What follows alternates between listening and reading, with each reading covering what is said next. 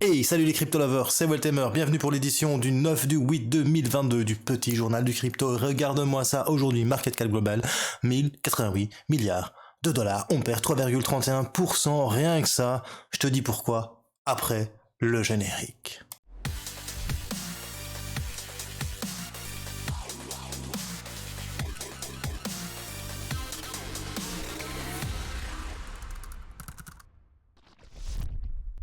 Alors si t'es nouveau sur la chaîne, bienvenue à toi et bonjour à tous mes crypto lovers. N'hésite pas à t'abonner et à actionner la petite cloche de notification pour ne rater aucun petit journal du crypto. J'en fais un tous les jours. Ici c'est la vacance, des fois c'est un jour sur deux, des fois c'est différent. Mais bon voilà, normalement j'essaye de tenir la cadence tous les jours. Alors comme je viens de te dire, on se retrouve sur CoinMarketCap, on a le Bitcoin qui perd 3,76%, Ethereum 5,51%, ouh ça fait mal. Suivi du Tether, du SD Coin, de BNB qui perd 1,56, ça va, ça passe encore. Le XRP de Jean-Pierre Riffard, 4,03. Le petit Cardano, la petite Ethereum de mon cœur, perd 4,14%, bro. Suivi de Solana qui perd 5,14% et du Polkadot qui perd 5,30%. On va dire qu'aujourd'hui c'est une journée rouge pour les crypto-monnaies, enfin assez léger, j'ai déjà vu bien pire dans le monde des crypto-monnaies. Alors que s'est-il passé? On verra ça juste après pour l'analyse technique du Bitcoin, mais c'est pas bien compliqué, enfin je ne sais pas pourquoi réellement ça s'est produit, mais on va essayer d'analyser ça en tout cas et d'essayer de trouver une cause à cela. N'hésite pas aussi à nous retrouver sur tous nos réseaux sociaux. Ici, je suis sur Weltemer, mon compte personnel. Maintenant, si tu veux venir sur Culture Crypto, tu as aussi le compte Twitter Culture Crypto. N'hésite pas à nous rejoindre et tu as tous les autres liens en description, la chaîne Twitch, la chaîne Theta TV, la boutique Choose Life, Choose Freedom, Choose Bitcoin, où tu peux acheter des super t-shirts Crypto Lover et Choose Life, Choose Freedom, Choose Bitcoin si tu as envie de soutenir la chaîne. Allez, c'est parti, direction TradingView. Et sur TradingView, qu'est-ce que tu vois, bro? Ouh, sur TradingView, tu vois que ça sent pas bon. Mais que ça sent pas bon et que ça sent pas bon. Tu vois, hier, j'étais emballé. Je m'étais dit, écoute, là, c'est plutôt pas mal ce qui s'est passé. Sur le weekly, on a fermé au-dessus de la moyenne mobile 200. Pour l'instant, ça tient. Donc ici, on est sur le weekly. Tu vois que la ligne rouge, c'est la moyenne mobile 200. Pour l'instant, ça tient. Mais quand tu vois la grosse mèche qu'on a ici, hein, les 24 422 dollars ont été rejetés, ça veut dire que en fait les vendeurs ils n'ont pas avalé la pilule du fait qu'on a clôturé au-dessus de la moyenne mobile 200. Donc les vendeurs, ils ont peut-être envie de se dire, écoute, on a toujours de la force et on va te le prouver, toi acheteur, qu'en fait, eh bien là c'était une blague et que maintenant ici on t'a fait espérer, t'as fait un haut plus haut que le précédent, on verra bien la clôture bien sûr, mais si ce haut là se confirme plus haut que le précédent, ça fera 1, 2, 3, ça fera 1, 2, 3, 4, 5, 6 semaines, 6 semaines qu'on montait, suivi d'un haut plus bas, mais qui était plus un doji de réflexion, d'hésitement, et là il y a intérêt que sur du daily, la moyenne mobile 200, elle tienne le coup, hein, parce que si ça ne tient pas, ils vont s'en donner à cœur joie. D'ailleurs, on va mettre un petit repère ici, voilà, hein, on met le repère à 22 937 dollars, ce qui représente la moyenne mobile 200 périodes sur du weekly. Tu vois que sur le daily, t'es dessus, hein, t'es assis dessus, tranquillou, hein, mais t'as intérêt de pas la percer, parce que sur du daily, si tu la perces, tu casses pas que la moyenne mobile 200, tu casses la moyenne mobile 25. Sur du daily, c'est normal, hein, c'est comme ça. Et du coup, ça pue un peu du cul, si tu vois ce que je veux dire. Parce que là, franchement, déjà rien que la bougie d'aujourd'hui, on est en train d'avaler la hausse de hier. Et si on vient avaler la hausse, celle d'avant-hier, ça fait mal, hein. On fait un avalement baissier, parce qu'on avalera 1, 2, 3 bougies. Donc on fera ce qu'on appelle un avalement baissier. Un avalement baissier, c'est un gros signal de vente. Un gros signal de vente. Donc, est-ce qu'on viendrait revoir les 19 216 dollars, hein, cette fameuse résistance qu'on a ici, quelque part, tu vois. Hop, allez, on va mettre une zone. C'est bien que moi, les lignes, c'est pas trop ce que je préfère, bro. Donc, on va mettre une petite zone, là, comme ça, hop. Donc, il y a cette zone ici, des 18 944, 19 304 dollars. Bien évidemment, avant, tu as encore les précédents plus bas qu'il y avait là. Et encore un précédent plus bas qui était ici. Donc, t'as les 21 200 qui peuvent tenir cool, bon, mais bon. Pour l'instant, sur du daily, ça pue un peu du cul. On va regarder un petit peu ce qui s'est passé sur du H4. Alors, sur du H4, eh bien, on voit qu'on a eu notre pump de clôture ici cette semaine. Hein, tu vois, c'est monté. hein, hier, tu vois, ça a vraiment monté. Et puis là, ça a bloqué. Pourquoi est-ce que ça a bloqué? Je me suis interrogé, je me suis dit, mais pourquoi est-ce que ça a bloqué là? Ah ben, tu vois, ça correspond en fait à ici. Ça correspond aux 24 282 $. Un précédent top d'une belle montée, tu vois, ici. On va prendre ceci, tu viens là. Donc la résistance sur laquelle on est venu chercher 28% ici. Eh bien tu vois, là, ça a été bloqué.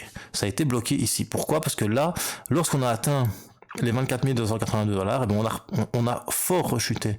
Et on est revenu chercher la moyenne mobile 200 H4.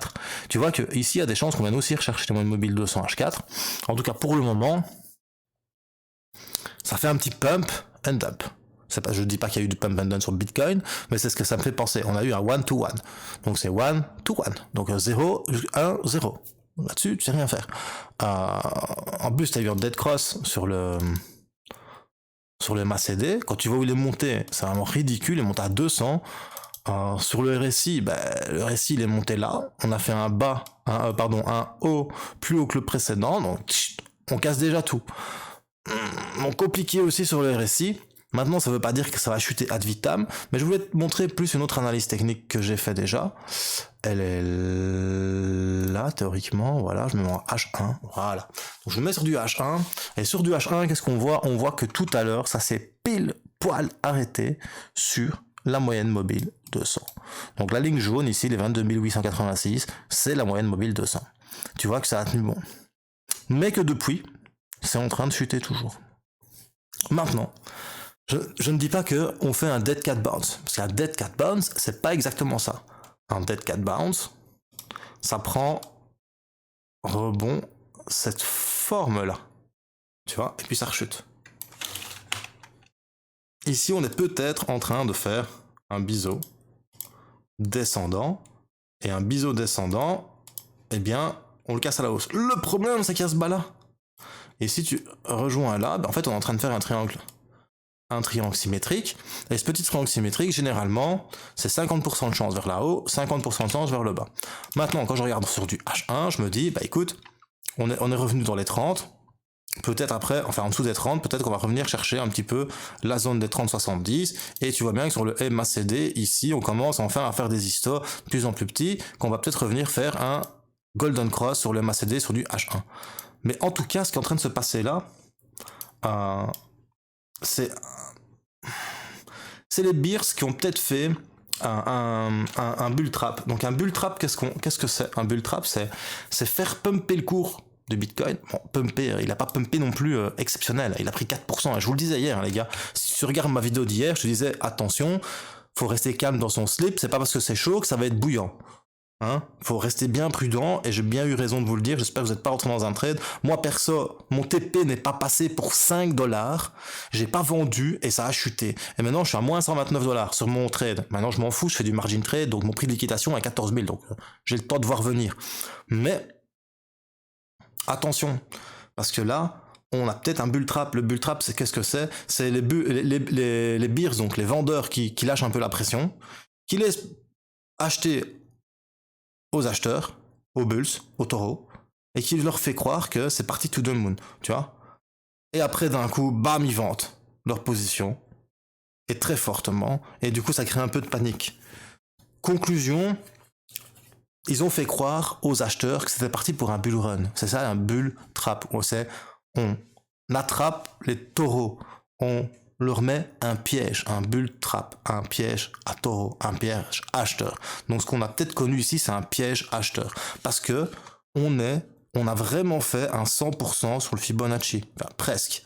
Regarde, on part du plus bas, on va chercher le plus haut. Tu vois, le plus bas qu'on a eu là, on était presque à 100%. Donc en fait, la montée ici, c'était peut-être un piège des vendeurs pour dire, allez, faire entrer un maximum de gens, et puis après on va aller liquider. Après, on va les rincer. Et c'est peut-être ce qui est en train de se passer. On est peut-être en train de rincer les acheteurs. Alors, restez bien prudents sur les marchés. Perso, comme je vous dis, j'ai un trade. Hein. D'ailleurs, je peux vous montrer. On va sur Bitfinex. Hop. J'ai un unrelease PNL qui doit être à moins 130, moins quelque chose. Leaderboard. Attends, About Us, Thunder, Force Trading, Leaderboard. Il est où le... vite fait, il faut aller sur un... Voilà. Il faut aller là-dessus. More. Tu viens sur leaderboard. Alors, tu vas sur Unrelease, Profit, et tu mets Will. Voilà, Will Tamer. Ah, ça va. Ça va, je suis à moins 19,74. Unreleased. Pourtant, quand je vais sur mon application, je vois moins 129. Donc, je comprends pas pourquoi ils me mettent 119. À mon avis, c'est... Ah oui, ok, il prend la semaine. Et moi, c'est sur le mois qu'il faut regarder. Hop, parce que mon trade avait été mis avant. Voilà. Ouais, moins 31, parce que bien évidemment, j'ai fait des trades gagnants avant. Mais voilà, je suis à moins 31 sur mon trade en moyenne. Hein. Si je le clôture maintenant, en fait, si tu veux, je perds $31 par rapport au mois précédent de ce que j'étais. Donc voilà.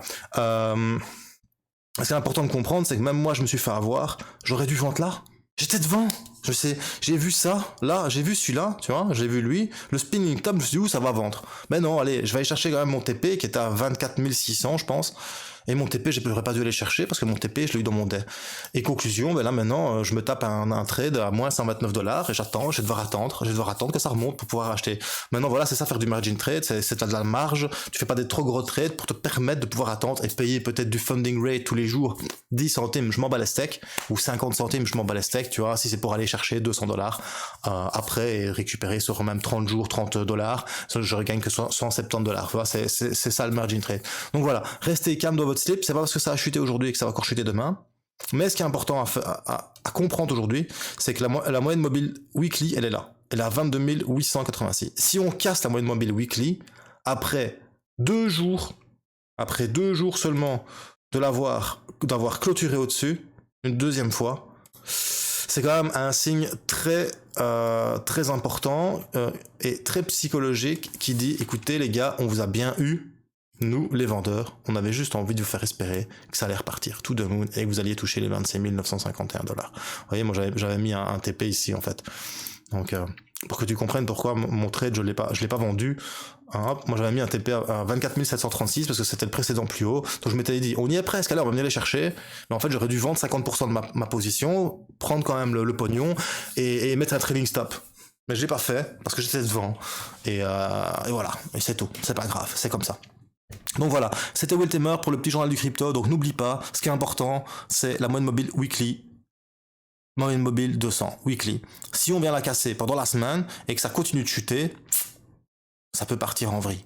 Ou pas, encore une fois, n'oublie pas, moi, je suis juste un gars comme toi qui kiffe grave la crypto. Allez, surtout bro, n'oublie pas, choose life, choose freedom, et choose Bitcoin. Peace.